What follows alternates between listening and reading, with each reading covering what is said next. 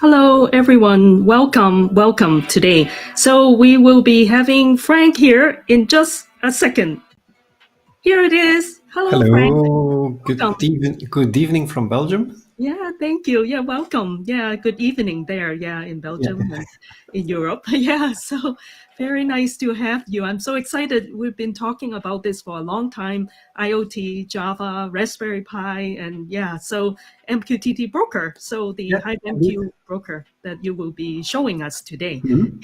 Yeah. Maybe just a little bit of a conversation first, right? Frank, Yeah. if you can tell everybody a little bit about yourself. A very short form. I started programming when I was 11, like a lot of programmers of my age with the Commodore 64. Basic.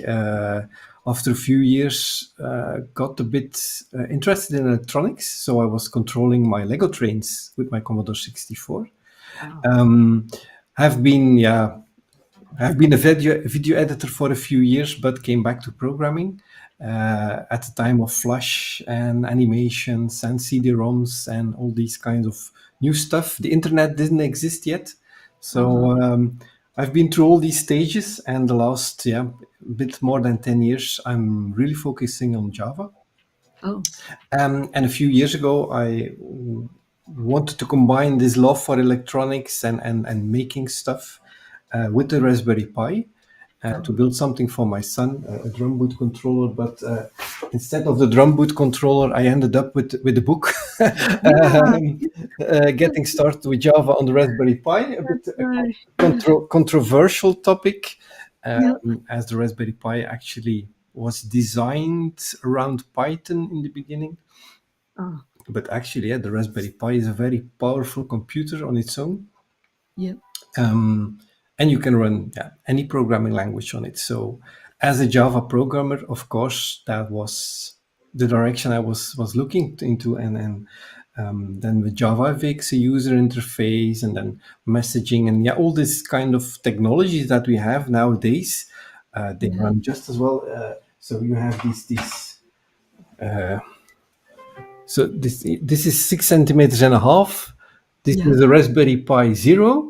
There is a newer version, or is this already the newest one? I don't know, the 1 and the 2. But this is a $15 Linux PC. It's a full PC. Everything is there. It runs Java. It runs Java FX. Oh, So if you attach a screen to it, then you have a full PC for a very, very low price. And wow. it's amazing what you can do with these things. And yeah, Yeah, the power of the Raspberry Pi, these pins here, yeah. show them. Oop, my camera is Oh, sharp. yeah. You can connect electronics to it, and then it becomes yeah really interesting and a completely new world. Oh, People of my age definitely remember these buttons from the arcade game console, Flippercast, uh, Pac-Man. But actually, what I've built here has Raspberry Pi inside. So oh, with this joystick, I can play any kind of retro games, but I can also create my own games oh, very with cool. Java, Java FX, FXGL, one of those libraries on top of Java FX to create Yeah, games. So as a Java programmer, it is really interesting to combine it with this kind of electronics and yeah, low power, low cost computers and see what you can achieve with it. Uh, yeah, and that's a bit what we're going to try to show this yeah. this Twitch.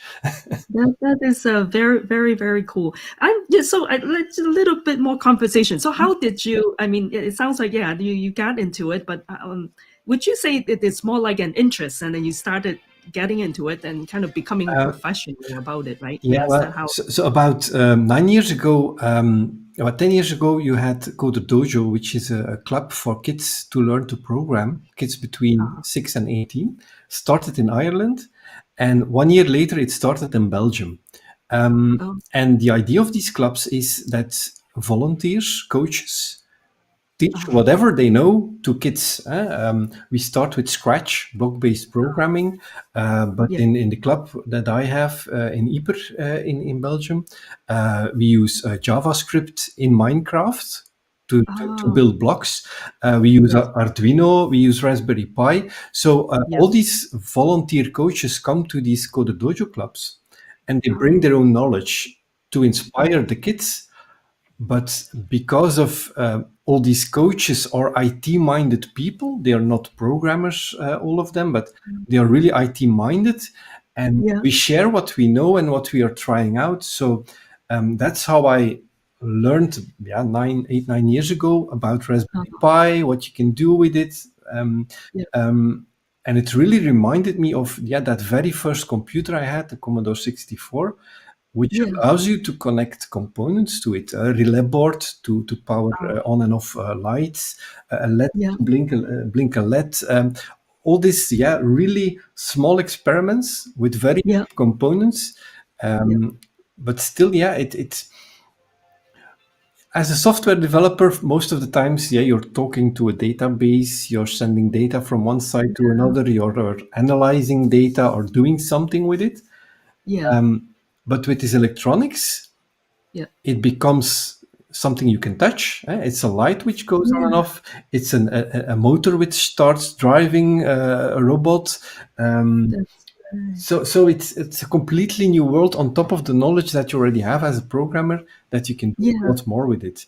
And that's really yeah, the inspiring thing. So what I wanted to create for my son was a drum boot controller, a little touch screen uh-huh, to control 8 LEDs to turn off yeah, on and off the lights in his drum boot, and then also to send commands to an Arduino board for LED strips for funny light effects. yeah, So all this is possible with Java or yeah, any programming language that you know. If you're a Python developer, please move on yeah, with Python, of course. Uh, yeah, Even C Sharp has been ported to a version which works on Linux on the Raspberry Pi. So there's a lot of fun of stuff there to discover. And yeah, at work, I also use again this Raspberry Pi with touchscreens to control devices. So you, yeah, next to all these hobby projects, um, it's yeah, really a tool you can use yeah, to build really powerful controllers, devices, mm, touchscreen interfaces for engines, for any kind of factory device, for instance. that's So Yeah, it's a really fun thing once you start experimenting, and then the only problem is that there are not enough hours in a day You're right. to Yes. to do all the ideas Exactly. that pop up in your mind. And yeah, my desk is full of yeah Yeah. partially Yeah. finished projects. Yeah, yeah, that's right. Yeah, very interesting conversation. But I'm sure too, you want to get to the meat of it. Everybody wants to get to it, right? Yeah, yeah, yeah. Would you like to start showing us Ah, the things that you actually, have? Yeah. what I want to show you is three blog posts I wrote for HiveMQ. Oh, Um, yeah. Sure. um, to illustrate what you can do with the Raspberry Pi and with Java code. And I have here on my desk, let me show you. So you have this amazing CrowPi. That's Uh, a little suitcase. It's actually, there's a Raspberry Pi here, oh, and it's connected to a lot of different sensors. So, oops, actually, yeah, let me make it. I have to kind of rearrange this a little. no problem. I Maybe see, I'll get myself. I see my image flying around. so, This so thing So sometimes. you have here a distance sensor, you have a motion sensor, a light sensor, and then you have also some output components like a LED matrix. Uh, So actually, this is a pre-wired electronics experimentation kit. okay. They have a second one. Let me. I hope I don't make you seasick. Okay. No, I'm good. They have another one. Okay. It has a full 12-inch screen, and you can take off the keyboard, and then you have the same experiment kit below. So these are units of between 200 and 300 euros, I think.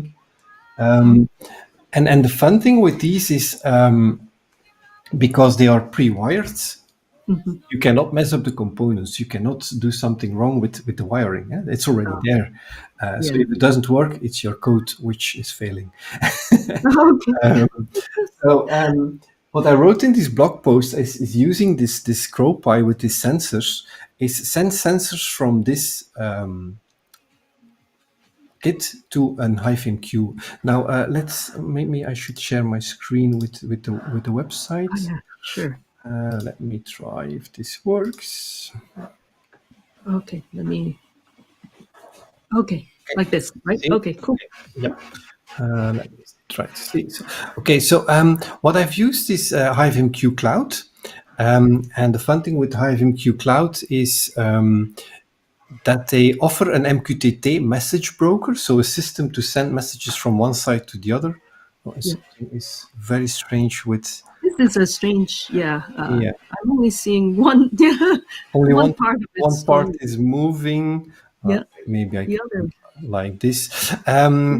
So you have this HiveMQ cloud environment that you can use for up to 100 devices for free as a Uh-huh. message broker. So that means that you can send messages from any device to this Yeah. broker and Yeah. subscribe on another device to get these messages. Now, I have here my account that I created. So if you log in,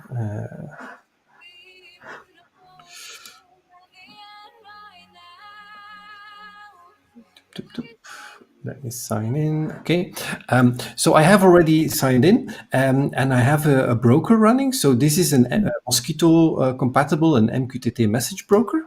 And you can see at this moment, I have 4 sessions connected to it. So 4 devices are sending messages to this, or others can get data from it. And you can define your own credentials. So I have here credentials, so I can connect with this credential to this broker and Oh, send messages. Now, what I've done with this cluster, with this broker, I combined this in a Java project with Py4j. And Py4j is a library which helps you as a Java developer to control electronics. okay. So it takes away a bit of the hassle of knowing how things work in electronics world Yeah. by guiding you with some Java objects, which are handling then all the other stuff. So you have a Java library, which is part of your project. And inside that library, there is a native library, which actually calls the function, the physical ports on this Raspberry Pi board. And in this website, documentation site is mainly my focus of this project. Other people are doing the coding of it. What I've been doing is creating a lot of getting started examples, but also again with others contributing. And one of the fun things that we have here is a project by the FHNW University. I always have to think about how to pronounce it in English. It's a Swiss university, and there they use Java, Py4j, and Raspberry Pi in everything related to programming. So, for instance, one of the a challenging task in education is, for instance, calculate the shortest path between 2 points. And they have done some projects where they combine this with a physical board game. And as a player, you have to draw the line that you think is the shortest line, and then the program calculates it and draws it on this board with a lot of LED lights. And what they also did is, and that was a project last year by 2 students, so they also got this CrowPi, and they created Java examples for every sensor and component in this CrowPi. So I have been a bit lazy while writing the article for HiveMQ. I, of course, reused what already exists here, and combined with the HiveMQ library, the Java library, to connect to an MQTT broker, and with the examples of this CrowPi project, I created an example. And now let's drag my IntelliJ onto the screen. Okay. So I have here a project. Everything is shared, by the way, on the blog of HiveMQ, and with links to the GitHub project. So everything you see here is available on GitHub. And what I did is, so you have a Java application using the HiveMQ Java library. I like it very much. So you have Paho, which is also a library you can use. But actually, I really like the syntax of what HiveMQ has done here. So I have a client which connects to HiveMQ. And then I have some extra, let me check what we have here. Sorry, I'm in the wrong application, but that's one for, we will see later, but it's the same thing again. Yeah. So I have here the same code. Again, it's just easy. And I have one one method here to send messages to this broker. So I can send any message, any kind of data. And then you have this sensor manager. And this sensor manager is actually where I reused this code of the CrowPi project. If you want to know how this works, you can just dive into this code. It's all open source. It's all available on GitHub, and you'll see what it does. So, for instance, you have a sound sensor. And the sound sensor has 2 events: when it hears something of noise and when it goes back to silence. And what I do here is, whenever the states of these sensors change, I send a message. Each one to a specific topic with a specific value, or some others with a JSON value. So I have a tilt sensor, I have a touch sensor. So all these send a message to this broker whenever something happens. So if I touch the touch sensor, that's what it's meant for, it will send a message. I also have a humidity temperature sensor, I have a light sensor, and so on and so on. Now, a few of these things are measured and sent every 5 seconds. And other ones are really sent whenever something changes. And then you have, for instance, for the light sensor, so this is all the code which actually communicates with this light sensor and handles all the changes. So if you really want to get into the details of what is happening here, how this communicates, this, for instance, is an I2C device. Oh, We have other devices. I think, for instance, a touch sensor. Let me check. That's just digital input. So digital input means it's either a 0 or a 1. okay. While I2C can send much more complicated data. Yeah, So this is all the stuff which is inside one application. yeah, It's a Maven application, so just a Maven package. And then you have everything ready to run it. yeah. Now, let me show you the screen of this. Oh, I have to switch. Yeah, okay, it's last screen, of course. yeah. I have here a Raspberry Pi. So you see, it's Raspberry Pi. I've copied the whole project here, and I compiled it with Maven. Oh, okay. And it's a modular project, so this is the new approach since a few versions of Java, that it doesn't end up with one big jar, but you have all these modules. Yeah? Oh, okay. But you can, on the Py4j website, there is an example which shows you how you can make a fat jar, like they call it, where Oh, everything is yeah. combined. That's right. Yeah. Okay, so let's see. So just to prove you that we are on a Linux, Yeah, whoops, let's make this a bit bigger. So we are on a Linux yeah. system, and we are working on an ARM v7. So this is an ARM processor. Uh-huh. Actually, a 4-core processor, so it's a Raspberry Pi 4 I'm using in this case. So that's Oh, the latest generation of the Raspberry. that's right. And it has, in Cool. this case, what is it? 2 gigabytes of memory, I think. Yeah. Uh-huh. You have them in 1, 2, 4, and 8 gigabytes of memory. And the Java version I'm running here is Java 11. But yesterday, Java 18 was released. Yes, that was Uh, yesterday. yeah. Yep. And this is not a 30. This is a 32-bit system, but I also have a Raspberry Pi 64 here, Oh, and you can run SDKman on all of them. And oh, I've seen on the 64-bit Raspberry Pi operating system, if uh-huh. you do with SDKman list Java, that you Uh-huh. already have Java 18 available for the Raspberry Pi. So it Oh, was released yesterday, and you can today already install it on your. already. Oh, so it already can run. Yeah. It can. I shared a screenshot on my Twitter this Oh, morning. okay. So I should look for your Twitter. Yeah. so this is my compiled project. So you see that we have the HiveMQ MQTT client library here. This is my application, I think. And then, yeah, some other stuff like I create some JSON and so this is the Py4j library and so on and so on. And the logging is with SLF4G. Now, if I run this, so there's a run script included in the build.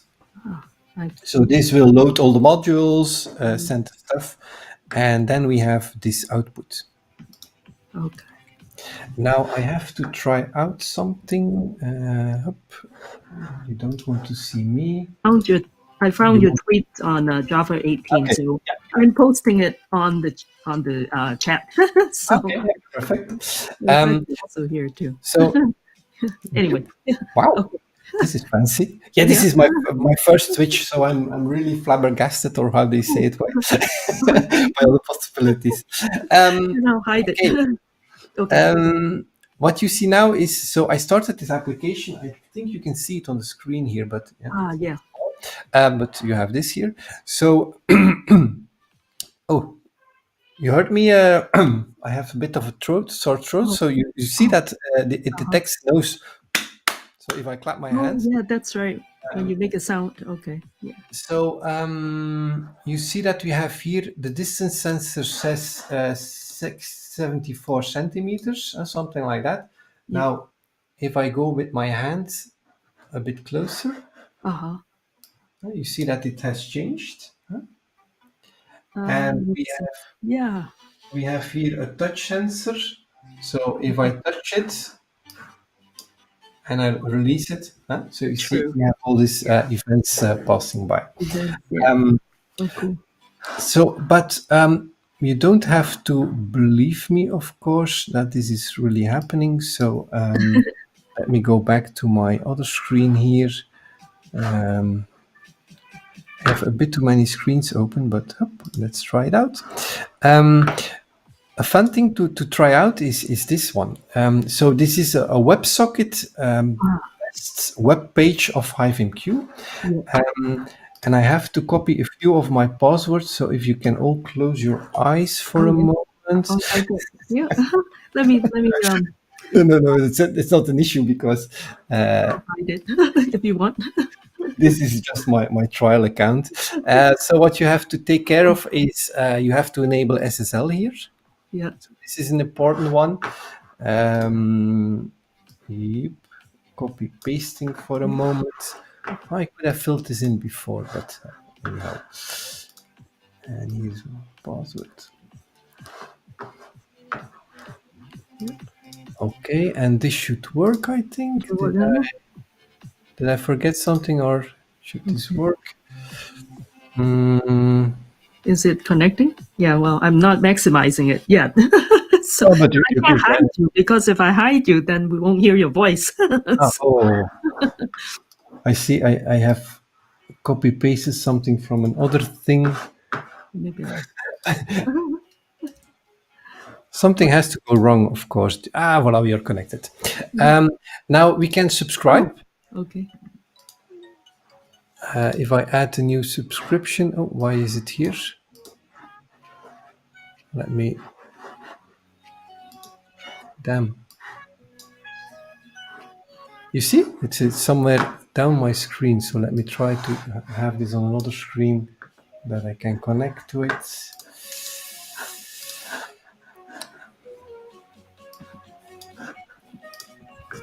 Okay, I got it. Okay, so I subscribed to the hashtag. That means that I will get all the messages. Huh? Uh-huh.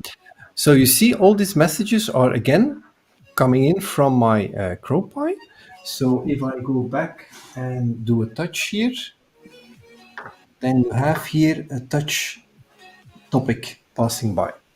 So we know that all the data coming from this Raspberry Pi inside this CrowPy are now being transmitted to HiveMQ clouds. So this, can I still see my connection?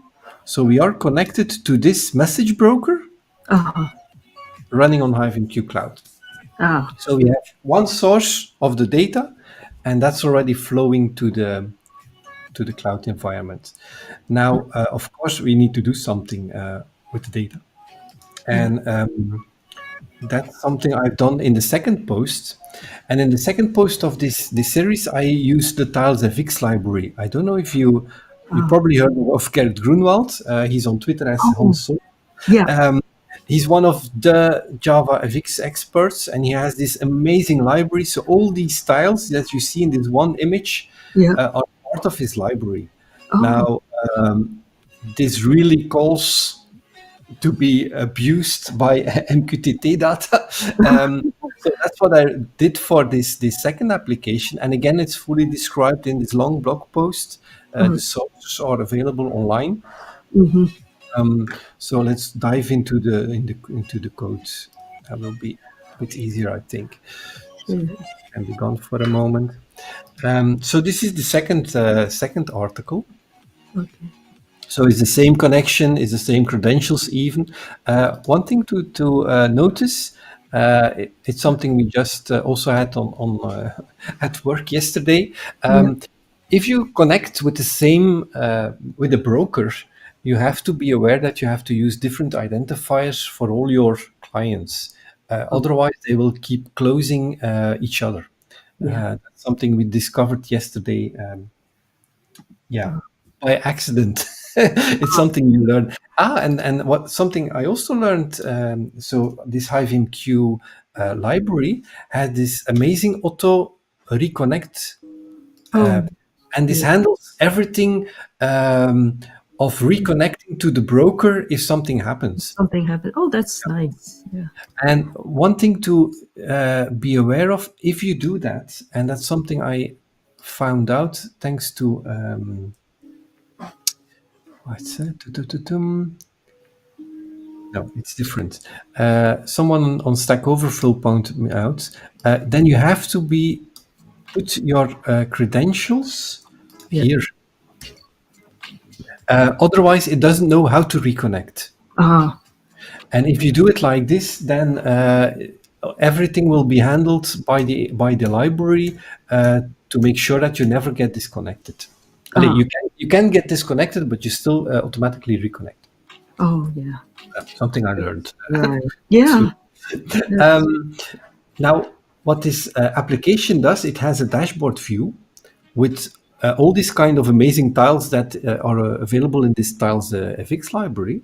oh. And they are just laid out and they are listening to a certain topic. Ah. So if we go to this methods here, so for instance, if we get data in the topic with the sensor data, Uh-huh. it will get the value of the temperature, the humidity, the distance sensor, the light sensor, and use it for specific tiles. One has a gauge, another one has a slider or a percentage. I don't know which one this was. We can look it up. The percentage, it's really a tile to show a percentage. Ah. So you have all these kind of tiles. Oh, And then we also have handlers for other data. I think they are described here. So for the noise, yeah. whenever we get a message that there is noise, Ah. we change the description of the tile and we do something with, yeah, it's just a text that we set here. Oh, cool. So you see that you have here some JavaFX. So it's a visual application. So now let's just run it. Yeah.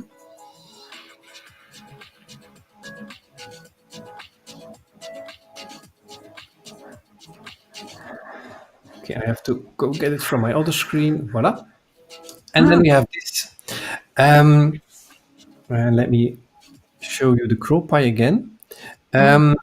Like for instance, you have here the 71, 72 centimeters. Yeah. Again, if I put my hand somewhere above the distance sensor and every 5 seconds it does a measurement, Ah. there it is. It's now 11. Huh? That's Here cool. at the bottom, you have these tilt sensor link. So if whenever I do something with this, okay, not today, and I have my touch, Yeah. which is sliding. Yeah. I have a motion detector here, which is something detecting something. And you also see there is a light sensor. So if I put the light a bit brighter, Yeah. then this will also Oh, go yeah. up. That would. Yeah. That's right. Yeah. And then you have also a temperature and a humidity, but it's not so easy to change that. Oh, yeah. Yeah. That's true. If you Or, put a hair dryer, you put throw your hair dryer on the temperature, and will go up. or a soldering iron or something That's like right. that. But Yeah. yeah, Yeah. I'm not prepared. By the way, the tilting has now done something. I don't know why Oh, it that's did right. before. You see, it's this change here. Wow. So this is really a great way of on one side sending data, on the other side showing it. By the way, because we use HiveMQ Cloud, that means that our devices can be anywhere. Yeah.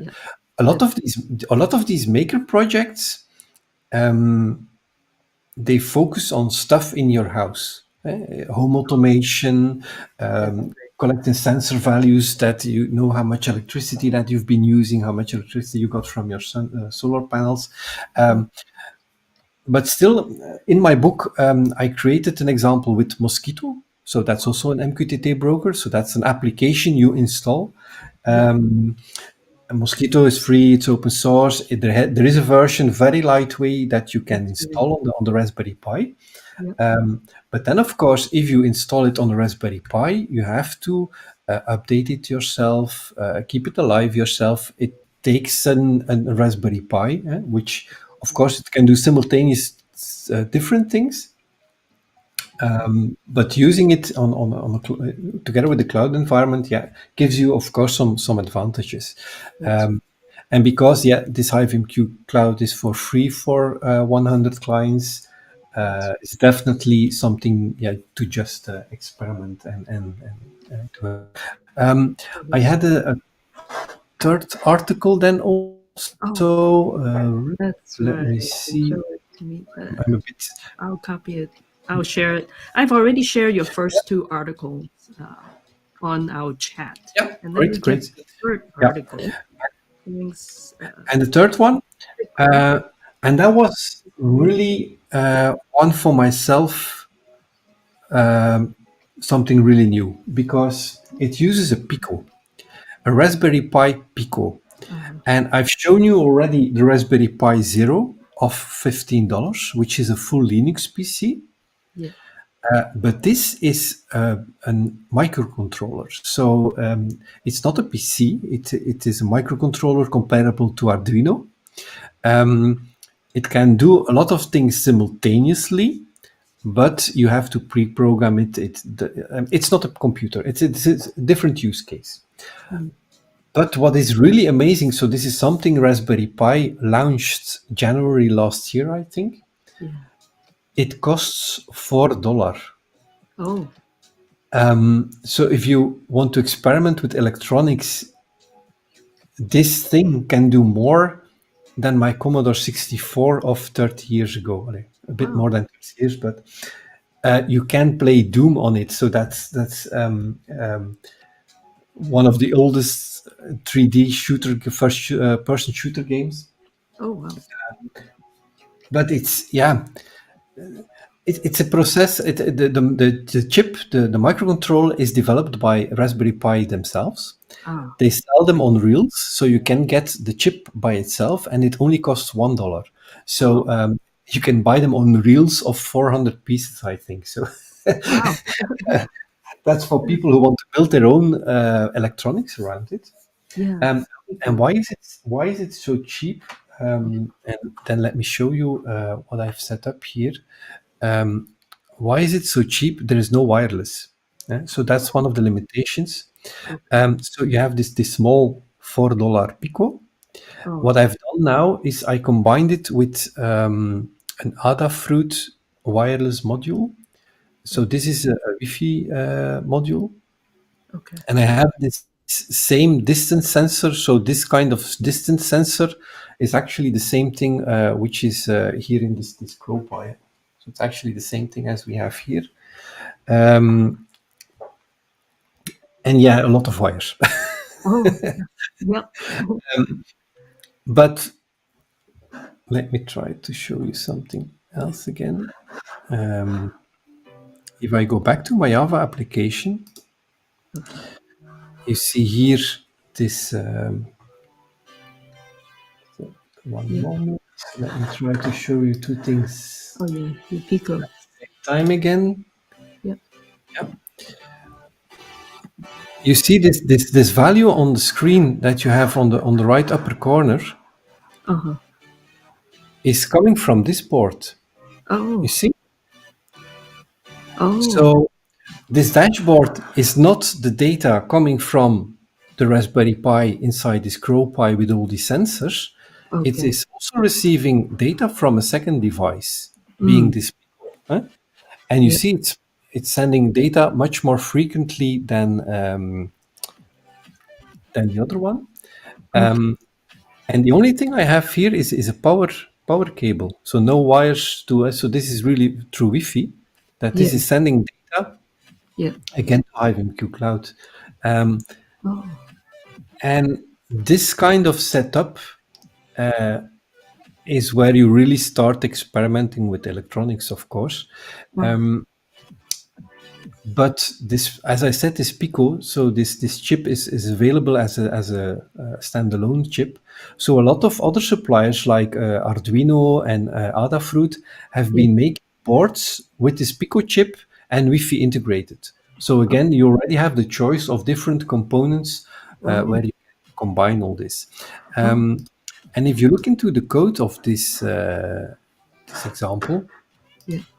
it's really, really simple. Oh, So, so again, it's here. It's available on on high. GitHub. Oh, Um, tup, tup, tup. So you have two files actually. You have a file with the secrets. So that means that it's the configuration of your wireless network at home, uh-huh. and you have the MQTT credentials of the broker of your broker. Yeah. And then you have to put a lot of files on this board, Oh, but it's USB drive. So if you connect it to your PC, it becomes an USB drive, yeah. and you will have to upload some files that you can get from Adafruit from the website. Oh, And then actually, if you look into this code again, I added a lot of comments to make it clear what is happening. oh, You see that so we have to define some pins, configure the wireless, all this kind of stuff. okay. But then it does actually at the end, it calculates or it gets the distance from the sensor. So the sensor is this type, and it just publishes it as JSON Okay. again to the broker. Um, so you can just send from a $4 device. Again, I have Yeah. to look at the price because I find it so amazing. Yeah. from this $4 device, you can send data. Yeah. Okay, I have to admit, I think that the Adafruit component costs $20. Oh. So you have Yeah. this extra component. Where is it Yeah. mentioned? Yeah. The Adafruit Air Fry. So this is the module which actually connects to the Wi-Fi. Yeah? Mm. So let's see how much the price is. Oh, I was Oh. exaggerating. Oh, yeah. But still, it's not bad. I mean, Yeah. if you So want to. you have a $4 microcontroller, you have a $10 Yeah. WIF module, Oh, and then you have this distance sensor, which is the yeah. say. And Frank, we have a question from our viewer. Thank you for asking. I think Buchaman, he or she is asking, where does the Pico stand compared to an ESP32? I'm not an electronics expert, and let that be clear. But the ESP32 is actually similar. It's also a microcontroller, but it has Wi-Fi. Okay. It's, if I'm correct, so ESP32 has a Wi-Fi on board. Oh, is okay. So, the difference is a bit that because Raspberry Pi created this own microcontroller, they added you can program it with Python, Circuit Python, for instance. That's what I have done, but you can also program it with C, and they have done some really fun things with it. But if you go to the Raspberry Pi website and search for let's open it. Let's show it.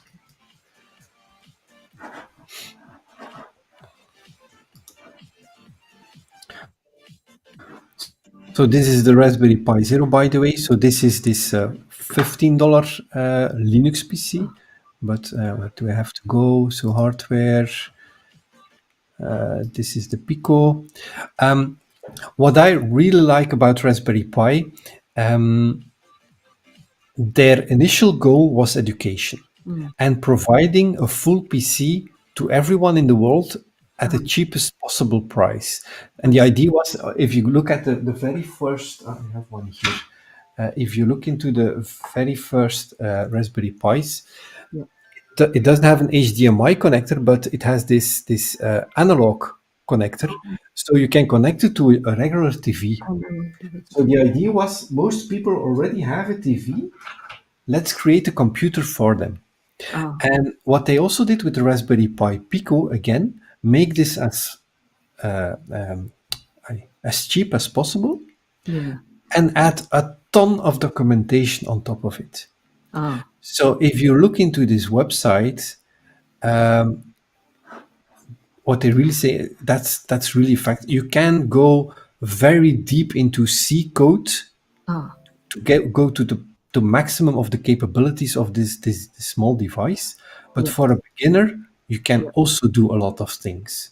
Ah, Eh? Like you see here, this example with one LCD sensor, and I guess there's somewhere a temperature sensor. yeah. Is it a temperature sensor on the board itself? I don't know. Um, and they have books, and Oh, that okay. was Raspberry Pi has split in two. You have Raspberry Pi, the company which Ah, makes these boards, and yeah. you have Raspberry Pi, the foundation, Oh, which which is working for education. And ah, the Coder Dojo Club that I was mentioning before, ah, that started in Ireland as a standalone project, ah. is now integrated also in the Raspberry Pi Oh, Foundation. So there you have this cooperation between teaching kids to code, teaching everyone to code, yeah, and providing the right tools to do so. yeah, Yeah. So to get started with this kind of stuff, the Raspberry Pi Pico is really great. yeah, If you are already into this topic, yeah. then an ESP32 could be the next step up. Ah, Yeah. But oh, if you look into these modules, again, the price is so low. What's in there as part? yeah, I said it before, and I keep repeating it. I'm jealous for technology, for kids who are interested in technology nowadays. yeah. When we were young, I'm not going to ask your age. That would not be polite. But when we were young, you had to go to a library, or you had to You are really right. look for books, find books. It was really hard to find this kind of stuff. Yes, But totally.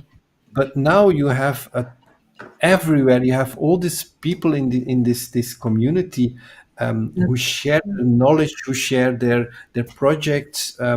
You have all these books. You have these components. You can buy very cheap eBay, all these websites, or just in your local, if you have a hobby shop somewhere close to you. So all these things are now available online. You can very easily find them and learn about them. And that's, yeah. I'm you're right.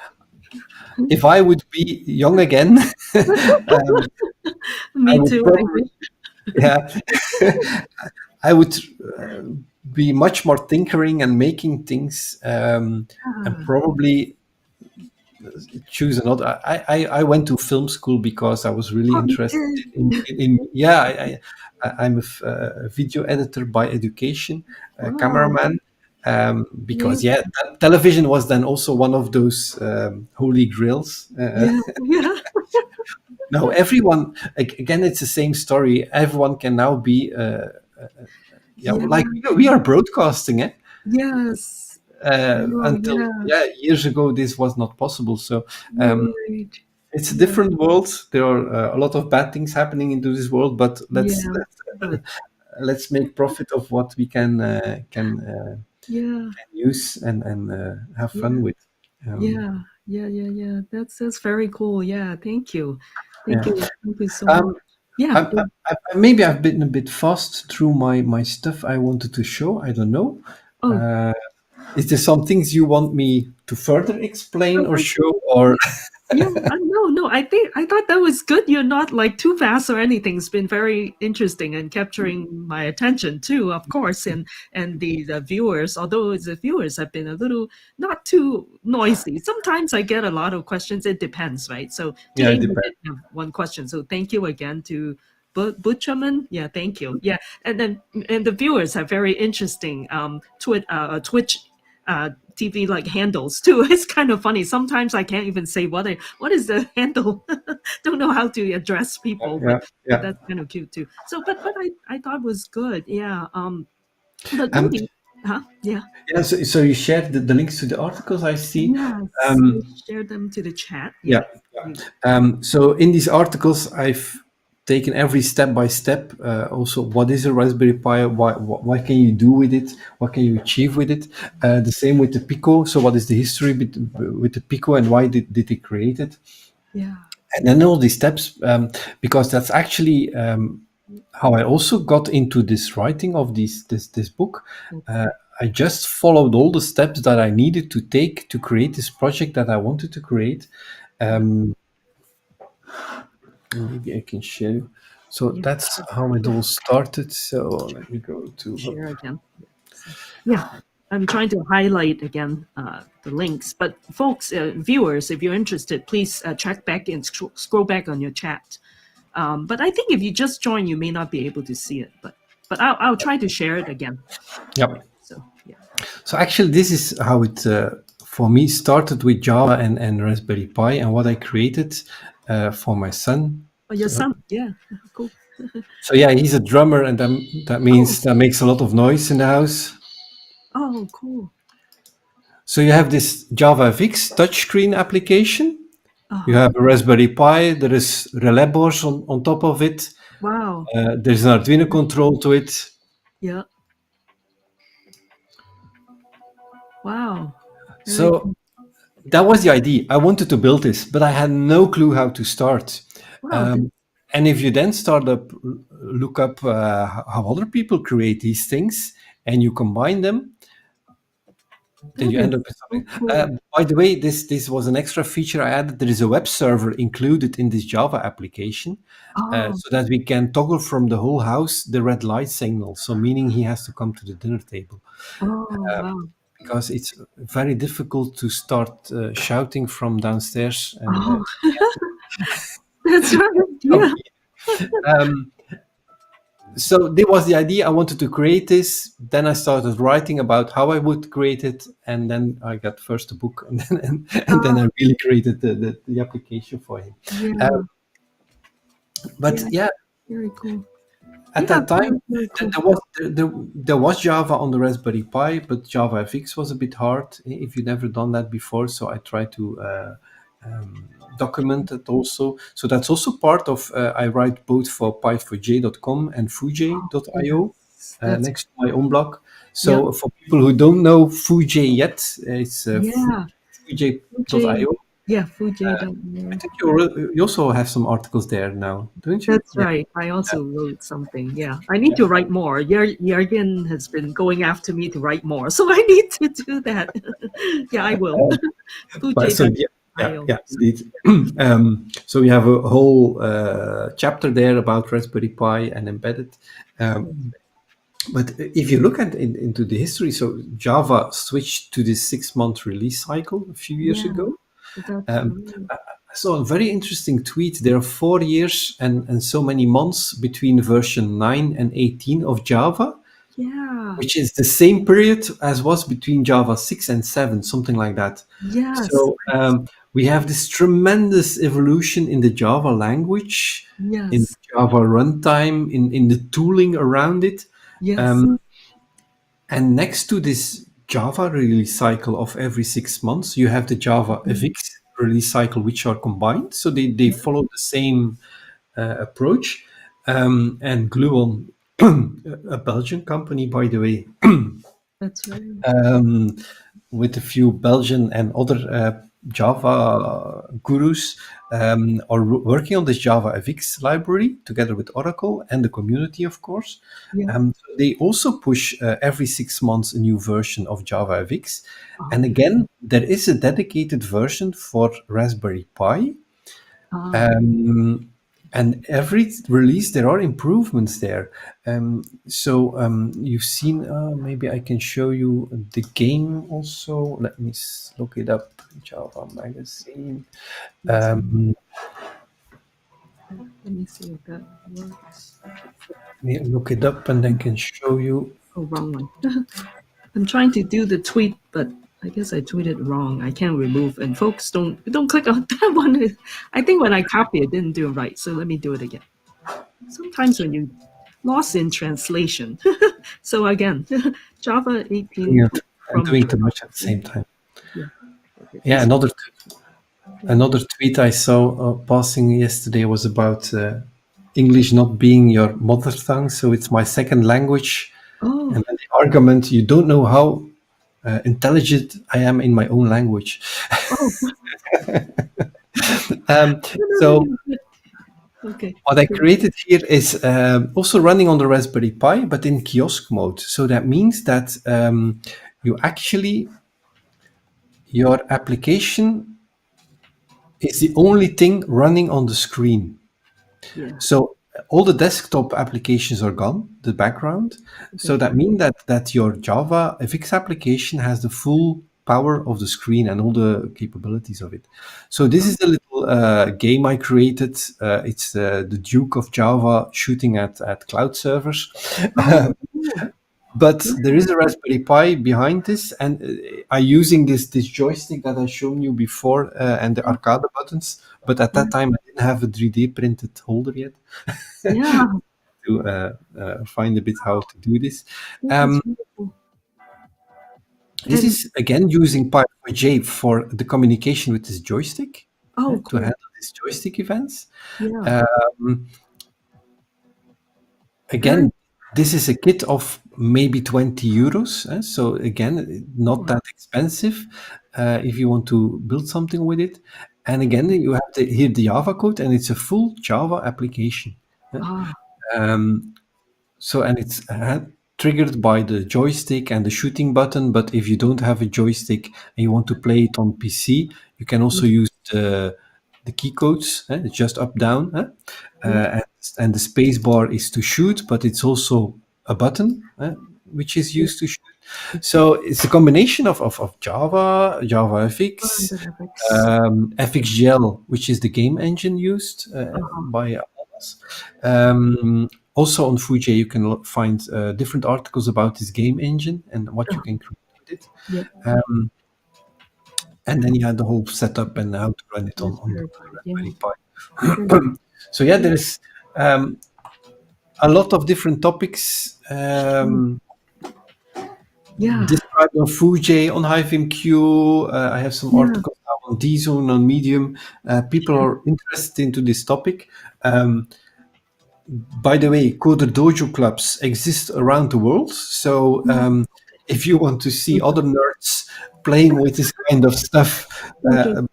by the way, nerds is a quality trademark. So it's not an insult.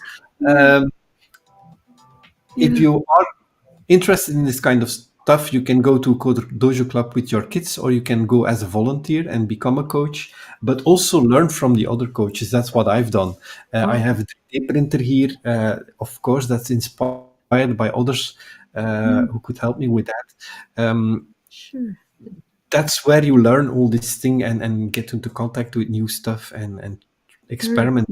It's I went cool. with my Commodore 64 when I was in 12 years old with my teacher to Oh, computer club. yeah. So then you had these computer clubs, and everyone came with their Commodore 64, which at that time was such Oh, a machine. And you had your screen that's with you, and right. you had your tape deck with you because that was with tapes with your programs. Yeah. That's where you shared books. Um, and I'm really happy that this Coder Dojo clubs, and there are others, Yeah. of course, now Yeah. have the feeling of it. We don't teach these kids. They just come and we show them, you know Scratch, you don't know it, let's show you something. Yeah. And if you're good in Scratch, then you can go to Arduino, or you can do Lego Mindstorms with a robot. Yeah. We have MBots, we have other tools which are very fun to play with and still learn you to program. Yeah. That's these Code Dojo clubs. It's also not the goal to produce programmers. The Oh, goal yeah. the goal is to inspire kids that working with a computer is fun. Yeah. And there are a few rules. The first rule is there are no rules. Yeah. second rule is ask to your neighbor before Oh, you ask to a coach. Ask it to your neighbor so they learn to cooperate. oh, And if we have the time and interest of the kids at the end of that 3 hour session, yeah. they can show to the other kids what they built, so they also learn to present and to speak in Oh, front that's of the audience. nice. Um, so yeah, I'm now making a bit of advertisement for Kodo Dojo. Oh, Sorry, that's a I'm, good thing. I'm hijacking your Twitch. Oh, please do, please do. That's what it is for, as a community, it's intended to Yeah. be for the community. So that's, I think, want to thank you too. But as far as the website go, is it the classdojo.com? Am I looking at the right, or maybe not? Let me show Yeah, you. So you have Coder Dojo, yeah. coderdojo.com. That's the foundation. So they Oh, started in Ireland, but ah, is now part of the Raspberry Pi Foundation. ah, Huh? coder. Uh, Okay. Coder, yeah. And if you are interested, just to show you what we have achieved in Belgium, Ah, um, where can I? Here's the locations. okay. This is how many clubs we have in Belgium. Oh, wow. That is Uh, big. so this is really, yeah, this is big. When I started 9 years ago, I think I started club 7 and 8, Oh, but a few years later we had over 100 locations. So these oh, are all volunteers doing this kind of stuff. yeah, that So is cool. that's really, really fun to do. Um, Oh, that's good to know. um, let me also go back once more to Pi4j. So people who are Oops. interested in Java on the Raspberry Pi Mm-hmm. and to do experiments with electronics, Yeah, definitely take a look at this the website Piper and J. this Yeah. and this getting started section. Mm-hmm. If you follow this getting started section page by page, you will really extend on each. So it starts with setting up a new Raspberry Pi. What are the pins? What is there? What can you do with these pins? How you can do Java development with Visual Studio Code. By the way, Visual Studio Code can run on a Raspberry Pi, so you Oh, can develop on a Raspberry Pi. oh, Um, you can also use IntelliJ, but not on the Raspberry Pi itself, but on your PC, and upload programs automatically or code to oh, execute it cool. and run it and debug it. Yeah, Then you have this minimal example, which is just blinking a LED and reading a button state. So sure. this LED blinks, Yeah, uh, and if you press on it, then it blinks a bit faster. And yeah. if you press 5 times, the program stops. Oh, So really basic. It's the Hello World application of electronics programming. It yeah, is blinking a LED. yeah. Very cool. So then you have a Fadjar example. You have CrowPy being explained. Okay. A user face interface with Java FX. WebEx. Yeah, FXGL, the game engine that I talked before, is also here. yeah. Then another contribution of the Swiss University is a template, Oh, a okay. model view controller template. Yeah, So that's right. the view is your Java FX application, the controller is the Raspberry Pi, and your model is the data between those. Yeah. So this is also a very good starting point.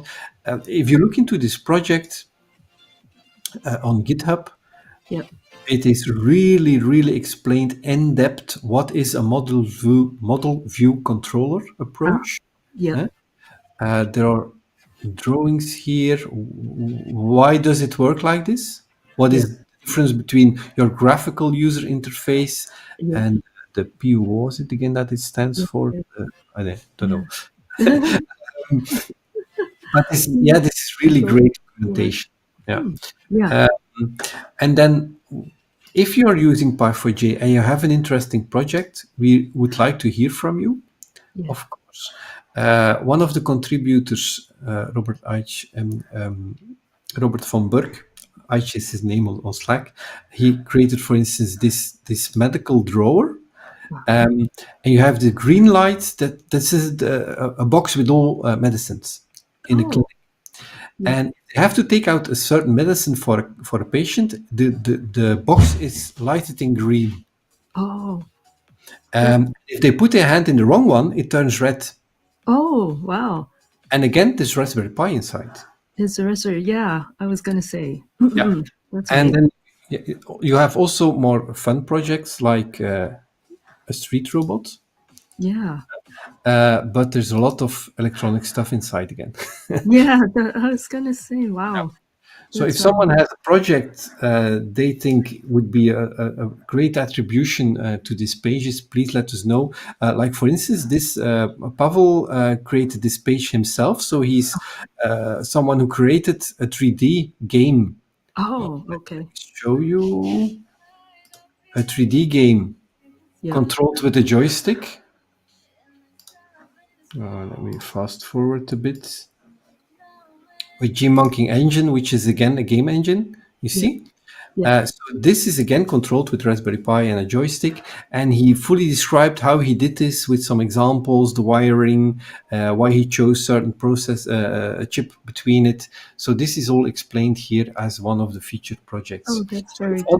if others have already created something with Pi4j, Yeah, version 1 or 2, we have different, we have some evolutions in this library. yeah. They can share it here. Oh, that. Okay, Voilà. very cool.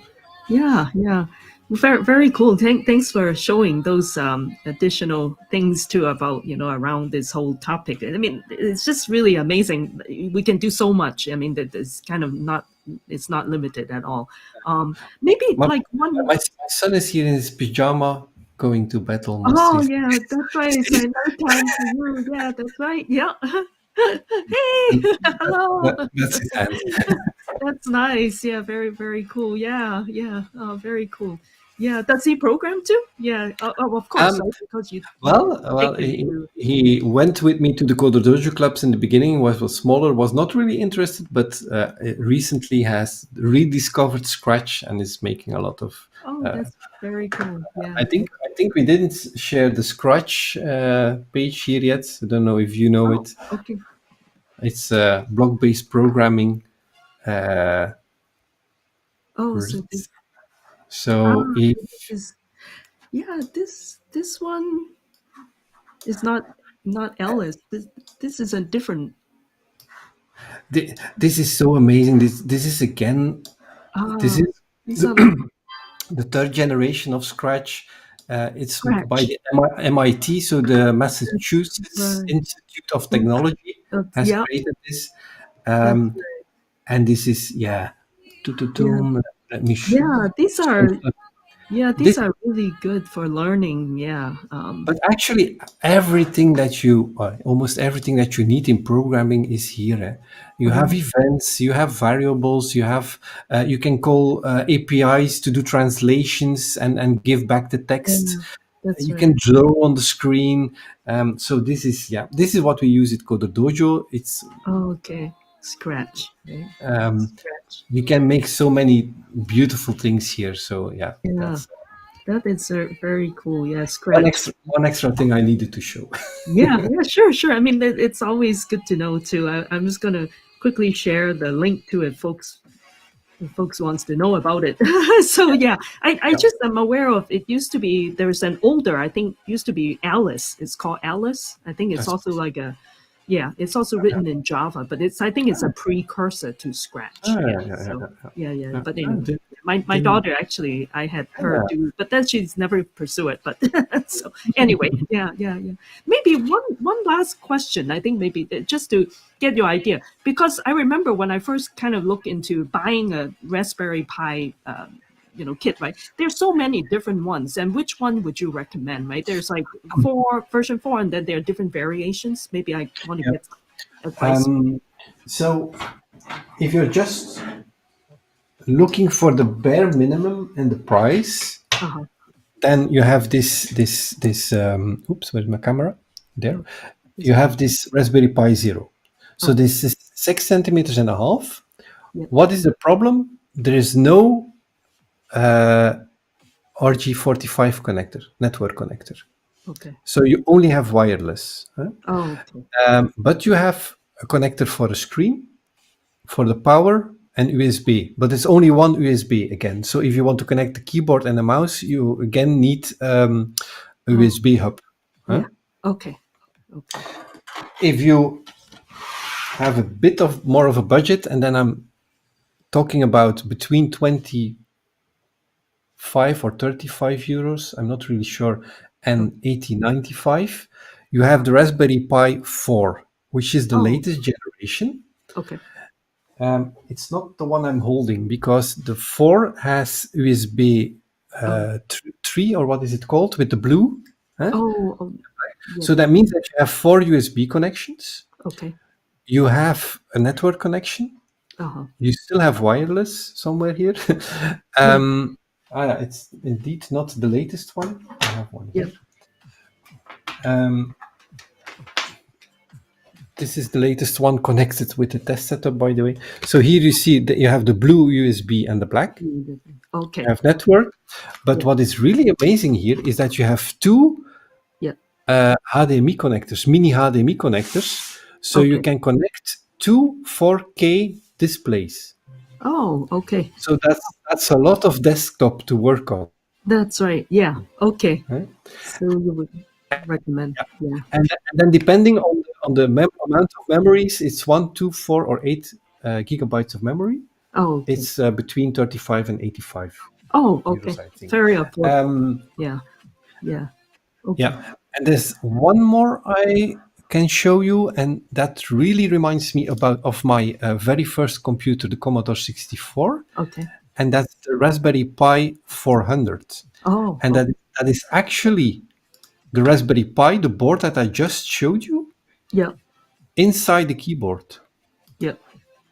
Um, so meaning that you only need a mouse, Yeah.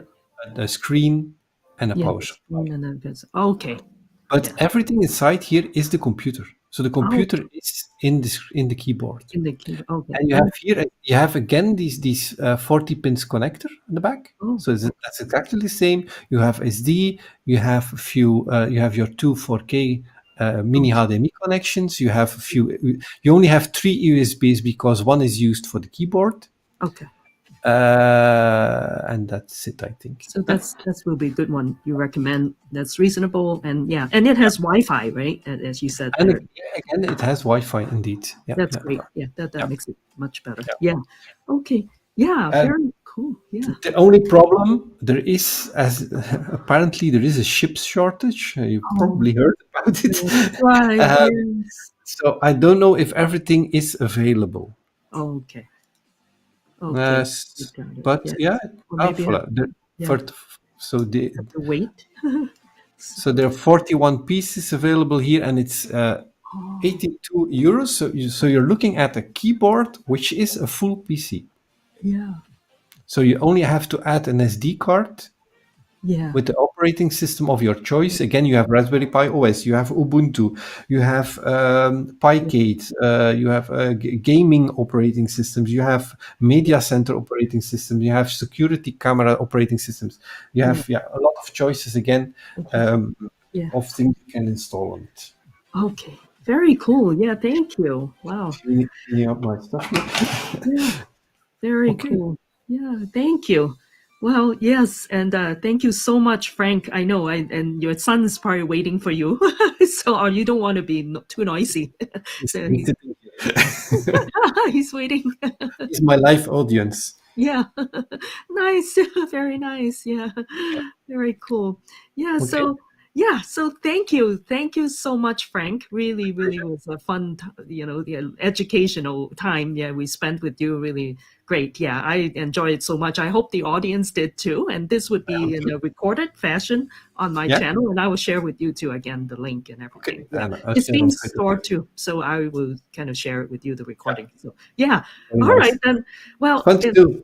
yeah. Okay. Come back again. We'll have you back again at another time Yeah. too. So Yeah. yeah, you take care. Yeah. Okay. Bye. Bye Have a bye. nice evening. You. Bye.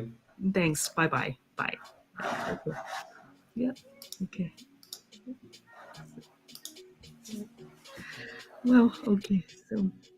So, folks, yeah, I think for me, I would like to do a bit more today because normally I do like a 2 hour stream, right, or close to 2 hours. So it's a bit of time. However, I actually have a meeting, so I need to be getting ready for that. That I didn't realize until when I came to this meeting. I was like, okay, I can go until top of the hour, but turns out that I can't. So for now, then I will end the stream now, but I do actually plan to do another stream. This one, actually, I will get into doing a Java client to work with Apache Pulsar broker. So if you're interested too, please stay tuned. And if you follow me, you'll be able to get notification. And I'm trying to do a better job of tweeting it out, what I'll be doing. Or please join me on my Discord, right? So let me share with you again my Discord. I can never remember.